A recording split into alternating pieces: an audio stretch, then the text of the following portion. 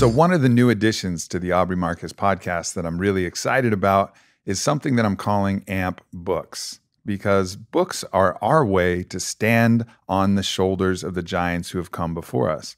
There are so many things in these books that if we just actually listened to what people were saying, we wouldn't have to go through all of the struggles ourselves. But maybe we would, because I'm a type of person who does have to go through all of these struggles myself. But nonetheless, having the framework and the scaffolding of the knowledge of those masters who have come before us is incredibly valuable. In fact, it's essential. And that doesn't matter whether I'm in the experience of something where I'm learning and I can call back to something I read. Sometimes it even shows up in my psychedelic journeys where reading something will actually unlock a way that I can think about a situation and then allow me to add my own language and my own interpretation.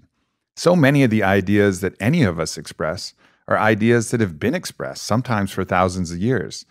And everybody has their own mouthpiece, their own interpretation, their own way that they can bring that truth through their instrument. And I'm going to try and do that myself, always in all my podcasts, but then sometimes going back to the source material itself is going to be really valuable. So for AMP Books, I'm going to read an excerpt from one of my favorite books, something that I'm reading currently, and then I'm going to talk about it with you guys. So here is the first installment of AMP Books, and we're going to start with a very small book, but don't judge a book by its size because it's one of the most powerful books I've ever gotten my hands on, and the book is called The Way to Love: The Last Meditations of Anthony De Mello. And the excerpt that I'm going to choose is an excerpt called He Went Away Sad. It starts with a quote from the Bible. And the young man went away sorrowful, for he had great possessions. Mark 10:22. Has it ever struck you that you have been programmed to be unhappy? And so no matter what you do to become happy, you are bound to fail. It is as if you have been fed mathematical equations into a computer and then failed each time you pushed it to turn out lines from Shakespeare. If you wish to be happy, the first thing you need is not effort or even goodwill or good desires, but a clear understanding of how exactly you have been programmed. This is what happened. First, your society and your culture taught you to believe that you would not be happy without certain persons and certain things. Just take a look around you. Everywhere, people have actually built their lives on the unquestioned belief that without certain things, money, power, success, approval, a good reputation, love, friendship, spirituality, God, they cannot be happy. What is your particular combination? Once you swallowed your belief, you naturally developed an attachment to this person or thing you were convinced you could not be happy without. Then came the efforts to acquire your precious thing or person, to cling to it once it was acquired, and to fight off every possibility of losing it. This finally led you to abject emotional dependence, so that the object of your attachment had the power to thrill you when you attained it, to make you anxious lest you be deprived of it, and miserable when you lost it. Stop for a moment now and contemplate in horror the endless list of attachments that you have become a prisoner to. Think of concrete things and persons, not abstractions. Once your attachment had you in its grip, you began to strive might and main every waking minute of your life to rearrange the world around you so that you could attain and maintain the objects of your attachment. This is an exhausting task that leaves you little energy for the business of living and enjoying life fully. It is also an impossible task in an ever-changing world that you simply are not able to control. So instead of a life of serenity and fulfillment, you are doomed to a life of frustration, anxiety, worry, insecurity, suspense, tension. For a few fleeting moments, the world does, indeed, yield to your efforts and rearranges itself to suit your desires. Then you become briefly happy. Or rather, you experience a flash of pleasure, which isn't happiness at all, For it is accompanied by the underlying fear that at any moment this world of things and people that you have so painstakingly put in place will slip out of your control and let you down, which it never fails to do sooner or later. And here is something else to ponder on. Each time you are anxious and afraid, it is because you may lose or fail to get the object of your attachment, isn't it? And each time you feel jealous, isn't it because someone may make off with what you were attached to? And almost all your anger comes from someone standing in the way of your attachment, doesn't it? And see how paranoid you become when your attachment is threatened? You cannot think objectively. Your whole vision becomes distorted, doesn't it? And every time you feel bored, isn't it because you are not getting a sufficient supply of what you believe will make you happy, of what you were attached to? And when you are depressed and miserable, the cause is there for all to see. Life is not giving you what you have convinced yourself you cannot be happy without.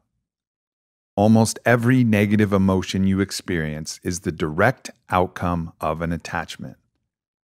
So there you are, loaded down by your attachments and striving desperately to attain happiness, precisely by holding on to the load. The very notion is absurd. The tragedy is that this is the only method that everyone has been taught for attaining happiness, a method guaranteed to produce anxiety, disappointment, and sorrow. Hardly anyone has been told the following truth. In order to be genuinely happy, there is one and only one thing you need to do. Get deprogrammed. Get rid of those attachments.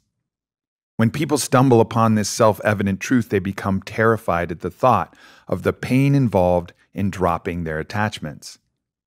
But the process is not a painful one at all.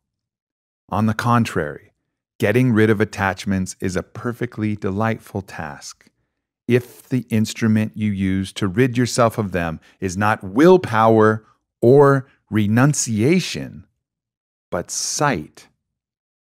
All you need to do is open your eyes and see that you do not really need the object of your attachment at all. That you were programmed, brainwashed into thinking that you could not be happy or you could not live without this particular person or thing. Remember how heartbroken you once were? How you were certain you would never be happy again because you lost someone or something that was so precious to you? But then what happened? Time passed and you learned to get on pretty well, did you not? That should have alerted you to the falseness of your belief, to the trick your programmed mind was playing on you. An attachment isn't a fact. It is a belief, a fantasy in your head, acquired through programming. If that fantasy did not exist inside your head, you would not be attached. You would love things and persons, and you would enjoy them thoroughly. But, lacking the belief, you would enjoy them on a non-attachment basis. As a matter of fact, is there any other way to really enjoy something? Pass in review now all those attachments of yours. And to each person or object that comes to mind, say, I am not really attached to you at all. I am merely deluding myself into the belief that without you, I will not be happy. Just do this honestly and see the change that comes about within you. I am not really attached to you at all. I have merely cheated myself into the belief that without you, I will not be happy. Damn. I mean, one of the things that I love about Anthony De Mello is he doesn't give a shit about your sensibilities, about anything that you think you need. He doesn't coddle you. He just comes right out and says it. You know, there's a lot of people who talk about attachments. And a lot of people say, yeah, work on your attachments, blah, blah, blah. Anthony De Mello is like, contemplate in horror. Contemplate in horror the effects that this has in your life. And he's right. Right? Like all of our suffering, it comes from attachment. Now, I think a key part of what he was saying is removing your attachments isn't the path of renunciation. It's not saying like, okay, well, I'm going to be a monk. I'm going to go live in a monastery somewhere and I'm not going to have anything. Like that's an old model, the path of renunciation. Like you can listen to Ram Dass talk about the path of renunciation. And really he says that most of the time you just fixate on that thing that you've renounced. Like that which you resist persists, right? So that thing that you're trying to renounce, be it wealth or be it love or be it sexuality or be it whatever that thing that you're trying to renounce is, well, you're just going to be fixated on that. And so that's not what we're talking about. That's not what Anthony De Mello is talking about. He's talking about releasing your attachment to it. And really another way to look at your attachment, the attachment really is the belief that you need that thing in order to make you happy. And you call it an attachment. One way to look at that is like it's attached to your identity. So imagine yourself as like a body, like an android, right? And so you attach these things to yourself and it like forms part of your somatic machine presence. And so without it, it's almost like you can't even walk. You can't even emotionally move. You're incomplete without this other thing. Maybe that's the love of your partner. I mean, you want to talk about attachments that I've had? Like how attached was I to Whitney's adoration and Whitney's approval and Whitney's love throughout this time period of my relationship. So attached that when she wanted to be with somebody else or when she was feeling love for somebody else, I loved myself less. Contemplate in horror all the times I loved myself less because she just loved somebody or just wanted to experience sexual pleasure with somebody. Like that in and of itself didn't hurt anyone. Except for me, because I was attached to the idea that I needed to be the best. I needed to be the one that she loved the most. I needed to be this. I needed to be that. But really, there was nothing there.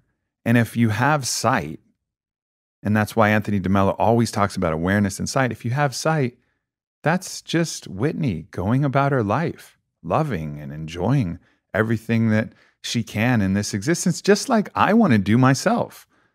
I want to go out and enjoy life and enjoy experiences and enjoy things. So when you have sight on it, you look back and like, why did I not love myself? Why did I think I was, a different type of person depending on her actions, depending on what she did? That's a classic example of attachment. What else? What other attachments? Well, maybe it's your success. Maybe your parents have shown you that without your success, you aren't really worthy of their love. If I scored 8 points in a basketball game versus scored 26 points in a basketball game, well, I got a kind of different version of love from my dad. So I became attached to my success on the basketball court. And that attachment led to great, great suffering. I wasn't playing basketball for the enjoyment of playing basketball. I was playing it for the result, which is a state of constant anxiety. And I think that's why De Mello mentions anxiety all the time, because when you're attached to something and you feel like if you remove that attachment, you're not going to be stable and everything's going to fall apart. Well, of course, you're going to be fucking anxious the whole time. Like you don't really have another choice. But if you're playing the game for the love of the game, that's when you play the best.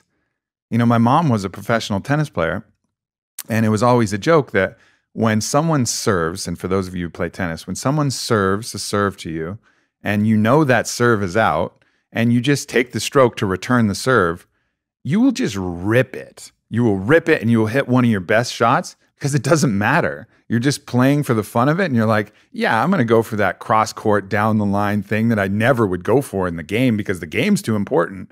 But since it's not an actual point and it's going to be second serve coming up, I'll just do something anyways just for fun. It's like, all of those experiences, when we take that pressure off and we take that fear off and the fear that comes from the attachment to the outcome, then we're really playing and then we're laughing and then we're enjoying ourselves. And the real masters, like they understand this. They're not so attached to the outcome that it hinders their performance. It's Michael Jordan's smile when the game's on the line. He's smiling because he's like, I got this. And I'm still Michael Jordan, whether I hit this shot or I don't hit this shot. And yeah, he was competitive. And yeah, he wanted to win. And yeah, he was playing the game full out. But there's a different level of fear that comes when you're actually attached to something. That thing is necessary for your identity. So there's a lot of questions that Anthony asks in that, like, what are these particular combination of things that you need to feel whole? What are they? Well, guess what? Here's the secret. You are whole. You are enough. You, just as you are. Right now, you're enough. But go ahead. Play all of those games. Do all of those things. Play them full out. Enjoy them. As the Toltecs say, like, allow it to be your controlled folly. Like, play with all your heart. Talk shit. Scream if you want to, but always have that thread of awareness, that sight, that understanding that this is all just for play, that you're whole, that you're worthy of love, and that everything is okay. And if we can navigate life like that, then we can enjoy and indulge in all of these things that life has to offer without ever having to renounce them, but without living in the constant fear of what it might be like to lose them. So I hope you guys enjoyed this passage from Anthony De Mello's The Way to Love. And I hope you enjoy AMP Books. It's a cool way to dive into some interesting and challenging texts. And I look forward to continuing this process with you every week. Sometimes we might do AMP Poetry, but this is going to be a regular installment. And I'd love to hear your feedback. So reach out and let me know what you think. And I love you guys. And hopefully Anthony De Mello didn't smash your whole world like he did mine when I first read it. Or maybe hopefully he did. Or maybe hopefully doesn't matter. Maybe hope is just something that I'm attached to. And maybe it all happens as it should anyways. So thanks for tuning in. Much love, everybody. And I'll talk to you next week with a new book and a new reading and a new podcast. Reading and